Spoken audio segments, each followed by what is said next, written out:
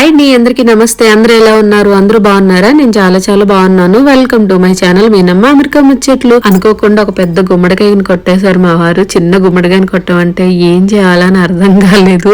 Sweet చేస్తారని తెలుసు, కానీ ఇంత గుమ్మడికాయతో ఎన్ని స్వీట్లు అవుతాయి, ఎంత స్వీట్ అవుతుంది, ఎప్పుడు చేస్తాను అనిపించింది. సర్లే కొంచెం కొంచెం చేద్దామని కట్ చేయడానికి ఒక 2 hours పట్టింది. ఆ చిన్న గుమ్మడికాయని కొట్టమన్నాను దప్పలం చేద్దామని, అంటే పులుసులా పెడదామని. మా వారేమో బై మిస్టేక్ ఆ పెద్ద గుమ్మడికాయ కొట్టారు. ఇంకా నా బాధ ఏం చెప్పుకోను. ఏం చేయాలా అని ఆలోచనలోనే సగం డే అయిపోయింది. ఇంకా